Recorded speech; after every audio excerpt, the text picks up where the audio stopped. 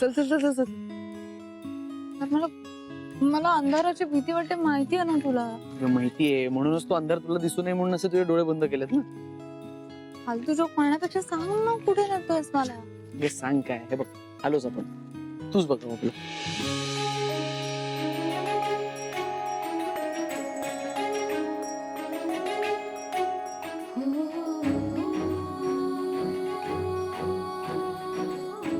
तुझ्या असण्याने नसण्याने माझ्या आयुष्यात फरक पडतो याची जाणीव झाली मला. माझं आयुष्य फक्त तू पुरं करू शकतेस सही, आणि म्हणूनच मला तू हवी आहेस सही. आदित्य, अरे ही तर तीच जागा आहे जिथे मी पहिल्यांदा तुला माझ्या मनातलं सांगितलं होतं. मला तुझ्या बरोबर जरा जास्त जगण्याची इच्छा व्यक्त केली होती. माझं तुझ्यावर किती प्रेम आहे हे पहिल्यांदा स्वतःच्या तोंडून बोलून दाखवलं होतं. मनात जे होतं ते पहिल्यांदाच ओठांपर्यंत आलं, पण तेव्हा मी नव्हतो तुझ्या समोर येऊ शकलो.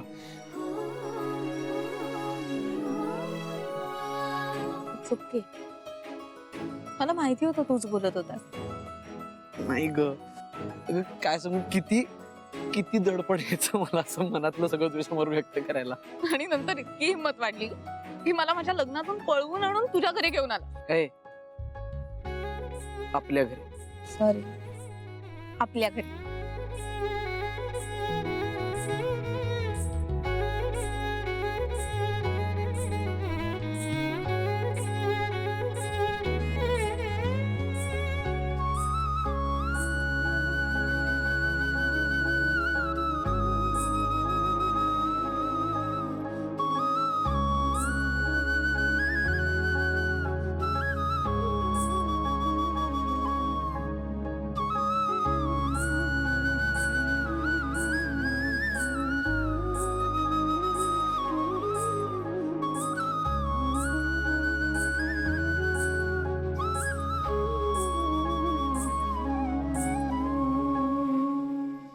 काय झालं?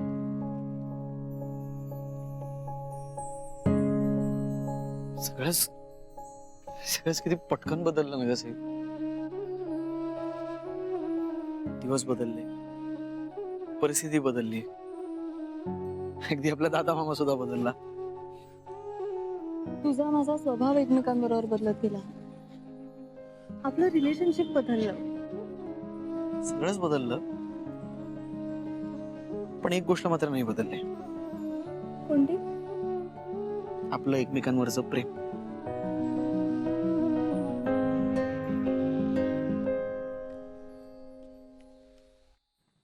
काय ग, काय झालं? काही गोष्टी बदलतील किंवा बदलाव्यात अशी इच्छा होती, पण त्या नाही बदलल्या. त्याचा त्रास होतोय थोडा. मम्मा,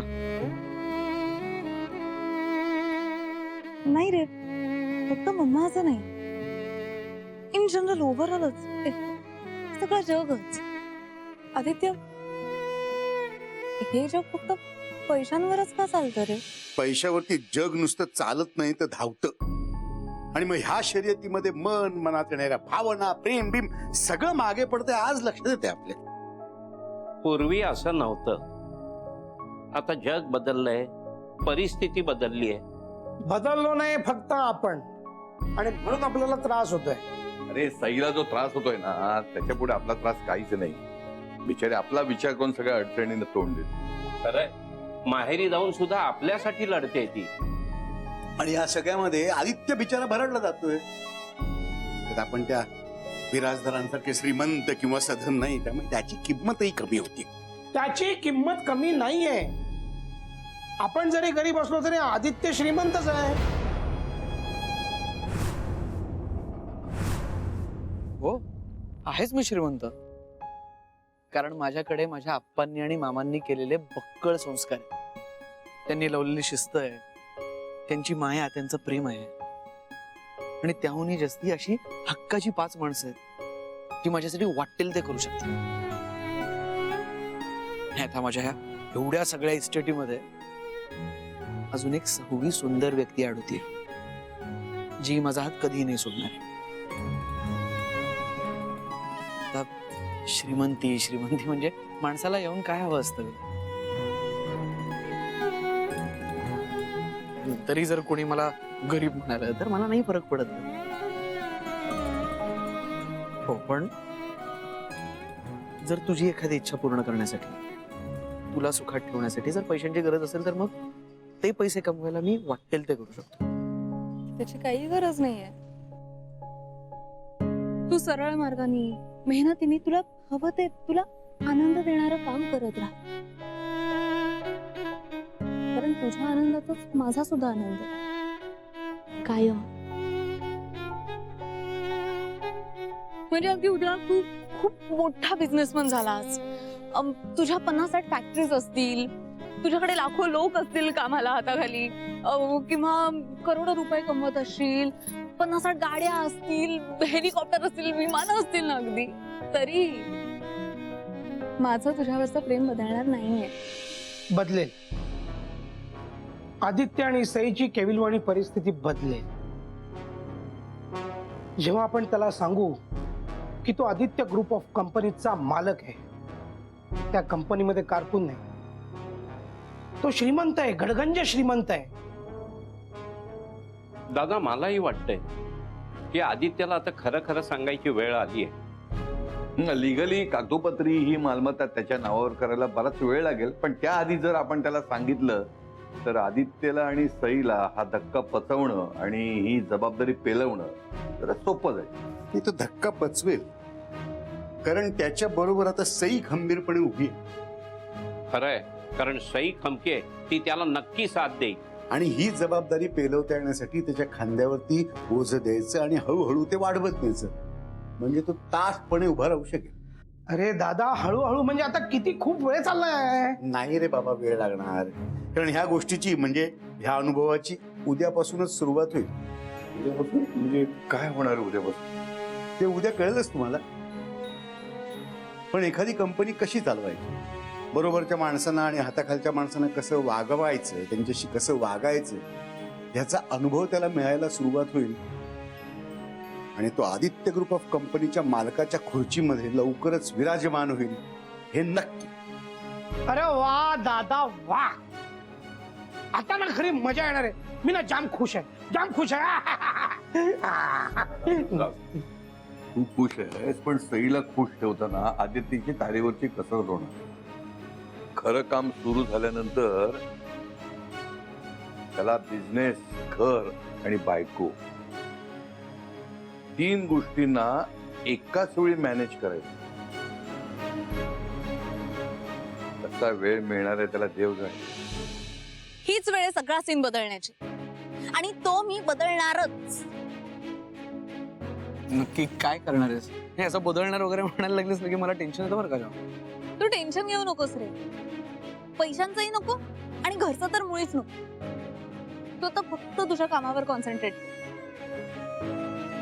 कारण बाकी सगळी जबाबदारी आता हा शमशेर सिंग स्वतःच्या खांद्यावर घेणार.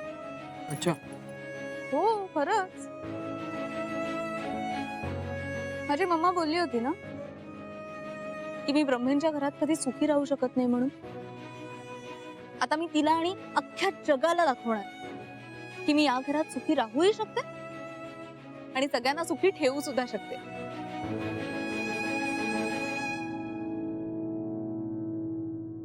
दुनिया वालो, कुर्सी की पेटी बांध लो. हाँ. कारण आता ही शमशेर सिंग सई अख्ख्या जगाला आदर्श सून, आदर्श बायको, इन शॉर्ट आदर्श गृहिणी बनवून दाखवणार आहे.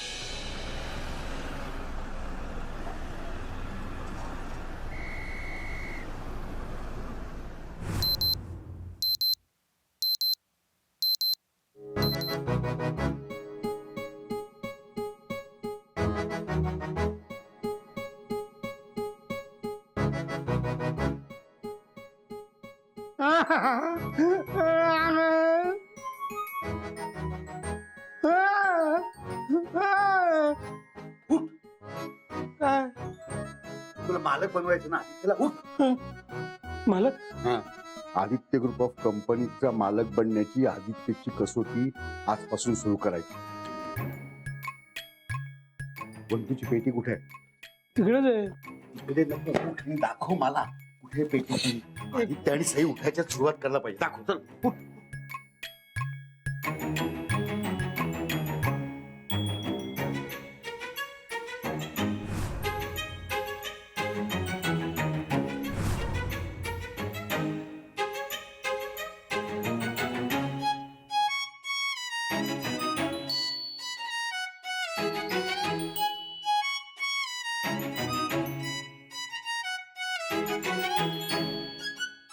ते कशाला ठेवलीस?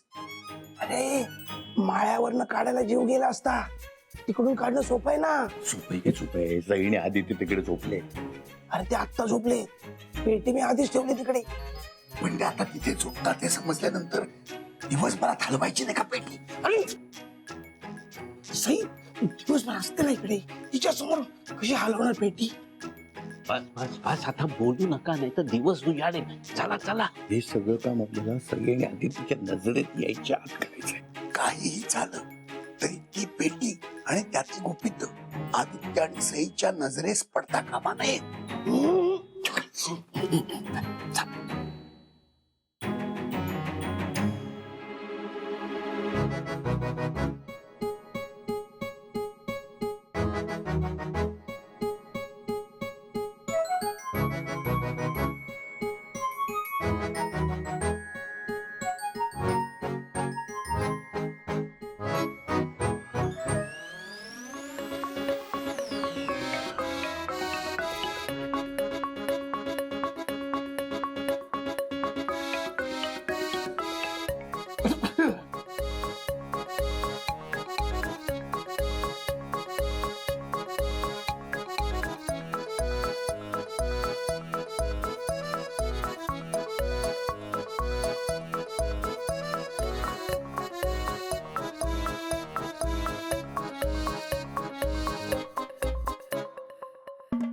सावकाश.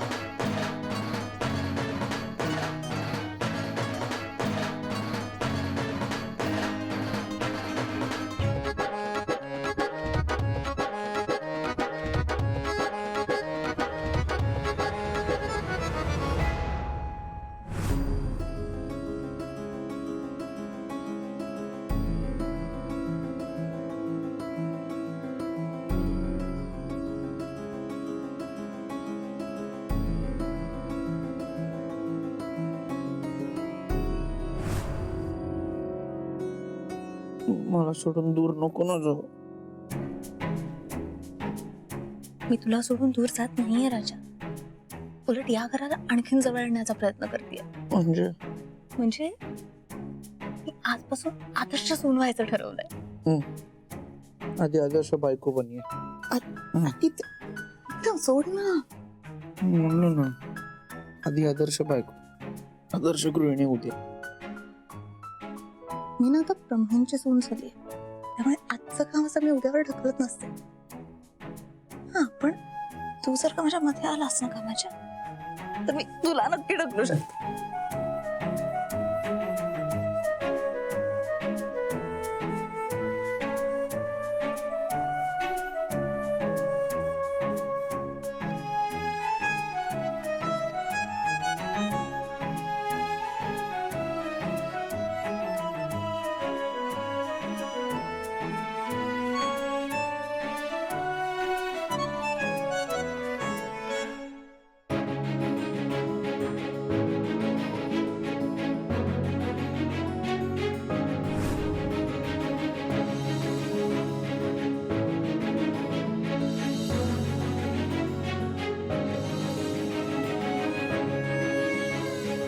या चहा बनवण्यापासून ते डबे बनवण्यापर्यंत आणि घर आवरण्यापासून ते कपडे धुण्यापर्यंत सगळं काम करणारे घरात.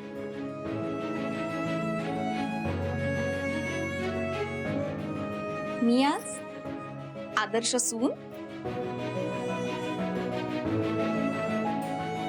आदर्श बायको,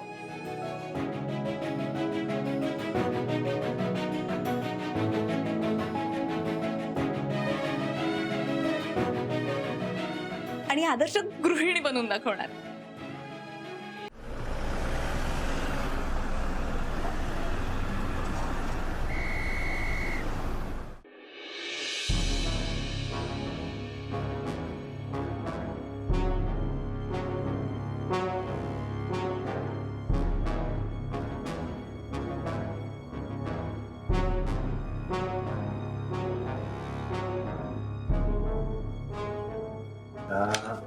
तू नेमकं काय शोधतोय? असं काय करतो बंधू? त्या आदित्य स्वतःच्या हाताने फॅक्टरीच्या गेटचं कुलूप उघडेल ना, मग त्या किल्ल्या शोधतोय दादा, हो ना? नाही रे बाबा, मी एक कागद शोधतोय. अरे कंपनीचे सगळे पेपर इकडे आहेत, मग तू आणखीन कुठले पेपर शोधतोयस? आदित्यच्या बाबांनी जी पहिली फॅक्टरी खरेदी केली ना, त्या फॅक्टरीच्या जागेचे कागद जे मला लगेच ऑफिसमध्ये पाठवायचे. कशासाठी? अरे त्याच फॅक्टरीच्या जागेवरनं कामगार आणि कंपनी यांच्यामध्ये तंटा चाललाय. कंपनी बंद पडायची शक्यता आहे. हे बघ, तंटा सोडवण्यात मी एक्सपर्ट आहे. आपण जाऊया का तंटा सोडवायला? माझी अशी इच्छा आहे की जिकडनं आदित्यच्या बाबांनी सुरुवात केली ना, तिकडनंच आदित्यनी सुरुवात केली पाहिजे. हे कागद ऑफिसमध्ये पोहोचले की मी मनोतराला सांगणार, याची जबाबदारी तू आदित्यवरती दे. अरे मग कंपनी वाचवणं किंवा गमवणं हे आदित्यच्या हातात आहे. अरे पण दादा ना, आदित्य मोठा झालाय ठीक आहे, पण आता एवढी झोपेची कामगिरी त्याच्यावर सोपवायची कठीण आहे. जबाबदारी पेलणं झेपेल का त्याला एकट्याला? आणि आपल्या मदतीशिवाय कसा वाचवू शकेल फॅक्टरी? हे बघ, आदित्यवरती सगळ्या कंपनीची जबाबदारी आहे. जर का ही फॅक्टरी तो वाचवू शकला तर कंपनी वाचवेल, कंपनी चालवेल. बघू. सापडलं.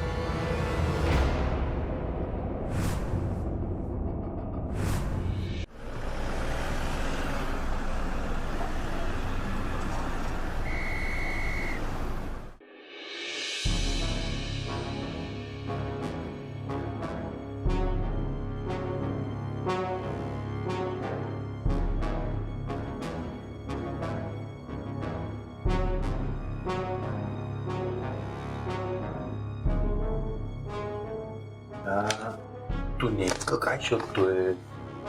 असं काय करतो बंधू? त्या आदित्य स्वतःच्या हाताने फॅक्टरीच्या गेटचं कुलूप उघडेल ना, मग त्या किल्ल्या शोधतोय दादा, हो ना? नाही रे बाबा, मी एक कागद शोधतोय. अरे कंपनीचे सगळे पेपर इकडे आहेत, मग तू आणखीन कुठले पेपर शोधतोयस? आदित्यच्या बाबांनी जी पहिली फॅक्टरी खरेदी केली ना, त्या फॅक्टरीच्या जागेचे कागद जे मला लगेच ऑफिसमध्ये पाठवायचे. कशासाठी? अरे त्याच फॅक्टरीच्या जागेवरनं कामगार आणि कंपनी यांच्यामध्ये तंटा चाललाय. कंपनी बंद पडायची शक्यता आहे. हे बघ, तंटा सोडवण्यात मी एक्सपर्ट आहे. आपण जाऊया का तंटा सोडवायला? माझी अशी इच्छा आहे की जिकडनं आदित्यच्या बाबांनी सुरुवात केली ना, तिकडनंच आदित्यनी सुरुवात केली पाहिजे.